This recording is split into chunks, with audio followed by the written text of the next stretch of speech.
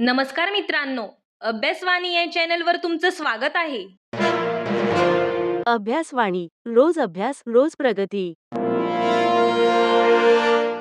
Imagine करा, उद्या तुम्ही ठरवलं की मला माझा धर्म बदलायचा आहे, पण त्यासाठी तुम्हाला आधी सरकारची परवानगी घ्यावी लागली तर? हो, महाराष्ट्रात असा कायदा येऊ शकतो. पण प्रश्न असा आहे, हा कायदा लोकांचं प्रोटेक्शन करणार आहे की त्यांच्या फ्रीडमवर रेस्ट्रिक्शन आणणार आहे? तर बघा, आज आपण महाराष्ट्र अँटी कन्व्हर्जन बिल पूर्ण सोप्या भाषेत पाहणार आहोत. अँटी कन्व्हर्जन लॉ म्हणजे असा कायदा जो जबरदस्तीने, फसवणुकीने किंवा लालच देऊन धर्म बदलण्यावर बंदी घालतो. म्हणजे जर एखाद्या व्यक्तीने स्वतःच्या इच्छेने धर्म बदलला तर तो चुकीचा नाही, पण जर कोणीतरी दबाव टाकून, खोटं सांगून किंवा काहीतरी लालच देऊन धर्म बदलायला लावत असेल तर तिथे हा लॉ लागू होतो. विचार करा, एखाद्या व्यक्तीला सांगितलं तू धर्म बदललास तर तुला पैसे मिळतील, पण आधी धर्म बदल. तर हा फ्री चॉईस नाही, हा प्रेशर किंवा इंड्युसमेंट आहे. आणि इथेच अँटी कन्व्हर्जन लॉ ऍक्शन घेतो. समजून घ्या, हा लॉ धर्म बदलण्यावर पूर्ण बंदी घालत नाही, फक्त चुकीच्या पद्धतीने होणारा कन्व्हर्जन थांबवतो.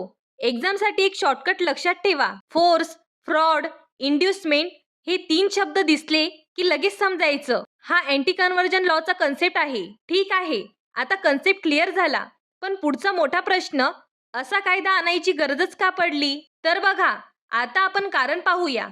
सरकारचं म्हणणं आहे की काही ठिकाणी जबरदस्तीने किंवा फसवणुकीने धर्म बदलवले जात आहेत. म्हणजे कन्व्हर्जन पूर्णपणे व्हॉलंटरी नसतो, त्यामागे प्रेशर किंवा मॅनिप्युलेशन असू शकतो. विचार करा, एखाद्या व्यक्तीला खोटं सांगितलं तुझं आयुष्य सुधारेल, पैसे मिळतील किंवा लग्न होईल, आणि नंतर त्याला धर्म बदलायला लावलं, तर तो निर्णय त्याचा स्वतःचा नाही, तो इन्फ्लुएन्स झालेला आहे.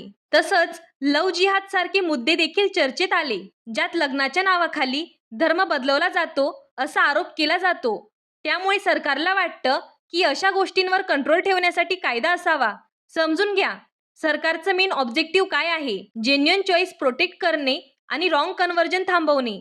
एक्झामसाठी लक्षात ठेवा, प्रोटेक्शन अगेन्स्ट फोर्स कन्व्हर्जन हा या लॉ मागचा मुख्य रिझन आहे. ठीक आहे, रिझन क्लिअर झालं, पण आता सगळ्यात इम्पॉर्टंट पार्ट म्हणजे या लॉ मध्ये नेमकं काय असतं, म्हणजेच त्याचे प्रोव्हिजन्स काय असू शकतात. तर बघा, अँटी कन्व्हर्जन लॉज मध्ये साधारणपणे काही कॉमन प्रोव्हिजन्स असतात जे एक्झामसाठी खूप इम्पॉर्टंट आहेत. सर्वात पहिला पॉइंट, जर कोणाला धर्म बदलायचा असेल तर त्याला आधी गव्हर्नमेंटला माहिती द्यावी लागते, म्हणजे डिस्ट्रिक्ट ऑथॉरिटीला नोटीस द्यावं लागतं. दुसरा पॉइंट, सरकार तपास करते हा कन्व्हर्जन स्वतःच्या इच्छेने आहे का, की त्यामागे जबरदस्ती, फसवणूक किंवा लालच आहे. तिसरा महत्वाचा पॉइंट, जर कोणीतरी जबरदस्तीने किंवा फसवणुकीने धर्म बदलवला तर त्याच्यावर कायदेशीर कारवाई होते, म्हणजेच पनिशमेंट दिली जाते. चौथा पॉइंट, काही कॅटेगरीजसाठी स्ट्रिक्ट नियम असतात, जसं की महिला, अल्पवयीन, SC किंवा ST यांच्या बाबतीत पनिशमेंट अजून कठोर असू शकतो. एक्झामसाठी एक सिंपल फ्लो लक्षात ठेवा. नोटीस, इन्क्वायरी आणि पनिशमेंट हा सिक्वेन्स दिसला की लगेच ओळखा, हा अँटी कन्व्हर्जन लॉ आहे. ठीक आहे, आता आपल्याला समजलं की हा लॉ कसा काम करतो, पण एक मोठा प्रश्न अजून बाकी आहे. हा लॉ फक्त महाराष्ट्रातच आहे का, की भारतातील इतर राज्यांमध्येही आहे? तर बघा, भारतात आधीपासूनच काही राज्यांमध्ये अँटी कन्व्हर्जन लॉ लागू आहेत. उदाहरणार्थ उत्तर प्रदेश, मध्य प्रदेश, गुजरात, हिमाचल प्रदेश या राज्यांमध्ये आधीच असे कायदे लागू आहेत. म्हणजे काय, प्रत्येक राज्य आपापल्या गरजेनुसार असे कायदे बनवू शकतं, कारण लॉ अँड ऑर्डर हा स्टेट सब्जेक्ट आहे. एक्झामसाठी लक्षात ठेवा, अँटी कन्व्हर्जन लॉज हे सेंट्रल लॉ नाहीत, ते स्टेट लेव्हलवर बनवले जातात. म्हणून वेगवेगळ्या राज्यांमध्ये वेगवेगळे रूल्स असू शकतात. ठीक आहे, आता आपल्याला समजलं की इतर राज्यांमध्येही असे लॉज आहेत, पण इथेच एक मोठा वाद सुरू होतो. काही लोक या लॉला सपोर्ट करतात तर काही लोक याला ऑपोज करतात. असं का? ऑपोज करणाऱ्या लोकांचं म्हणणं काय आहे? हा लॉ लोकांच्या धर्मस्वातंत्र्यावर मर्यादा आणतो, म्हणजे प्रत्येक व्यक्तीला आपला धर्म निवडण्याचा आणि बदलण्याचा अधिकार आहे.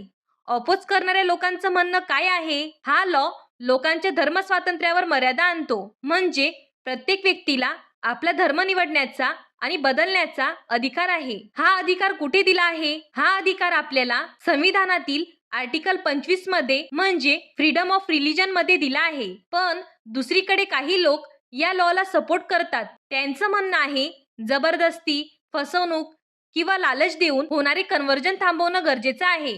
म्हणजेच एकीकडे आहे फ्रीडम म्हणजे स्वातंत्र्य आणि दुसरीकडे आहे प्रोटेक्शन म्हणजेच संरक्षण आणि हाच या लॉ मधला मेन कॉन्फ्लिक्ट आहे. तर बघा, आतापर्यंत आपण पाहिलं या लॉवर वाद का आहे. एकीकडे आर्टिकल 25 मुळे फ्रीडम ऑफ रिलीजन आहे आणि दुसरीकडे जबरदस्तीने कन्व्हर्जन थांबवण्यासाठी रेग्युलेशन आहे. म्हणजेच कन्सेप्ट क्लिअर झाला. पण आता सगळ्यात इम्पॉर्टंट पार्ट म्हणजे परीक्षेमध्ये यावर नेमकं काय विचारलं जाऊ शकतं. पहिला पॉइंट, अँटी कन्व्हर्जन लॉ म्हणजे काय? जबरदस्ती, फसवणूक किंवा लालच देऊन धर्म बदलण्यावर नियंत्रण ठेवणारा कायदा. दुसरा इम्पॉर्टंट पॉइंट, फोर्स, फ्रॉड, इंड्युसमेंट हे 3 कीवर्ड्स खूप इम्पॉर्टंट आहेत. MCQ मध्ये डायरेक्ट विचारतात. तिसरा point, article 25 freedom of religion धर्म स्वीकारण्याचा आणि बदलण्याचा अधिकार. चौथा point, state regulation versus fundamental rights म्हणजे लॉ स्टेट बनवतं पण तो फंडामेंटल राईट्सला क्लॅश होतो का हा प्रश्न विचारला जातो. पाचवा पॉइंट, कोणत्या राज्यांमध्ये असे लॉज आहेत? तर बघा, उत्तर प्रदेश, मध्य प्रदेश, गुजरात आणि हिमाचल प्रदेश. हा फ्लो लक्षात ठेवला की कंप्लीट टॉपिक रिवाइज होतो. तर बघा, आता कंप्लीट टॉपिक क्लिअर झाला. Basic concept, reasons, provisions, states, controversy सगळं पाहिलं. पण शेवटी एकच प्रश्न उरतो, हा लॉ खरंच प्रोटेक्शन आहे की रेस्ट्रिक्शन? तर बघा, आता आपण फायनल कन्क्लुजन पाहूया. हा लॉ 2 गोष्टींमध्ये बॅलन्स साधण्याचा प्रयत्न करतो. एकीकडे आहे धर्मस्वातंत्र्य म्हणजेच आर्टिकल 25 आणि दुसरीकडे आहे जबरदस्ती कन्व्हर्जन थांबवणे. म्हणजेच हा प्रश्न फक्त कायद्याचा नाही तर फ्रीडम वर्सेस प्रोटेक्शन याचा आहे. विचार करा, योग्य बॅलन्स कुठे आहे हे समजून घेणं खूप महत्त्वाचं आहे. आणि म्हणूनच हा टॉपिक फक्त एक्झामसाठीच नाही तर समाज समजून घेण्यासाठीही इम्पॉर्टंट आहे. हा व्हिडिओ उपयुक्त वाटला असेल तर चॅनलला लाईक, शेअर आणि सबस्क्राईब करा. अभ्यासवाणी म्हणजे कन्सेप्ट बेस्ड लर्निंग. थँक्यू. अभ्यासवाणी रोज अभ्यास रोज प्रगती.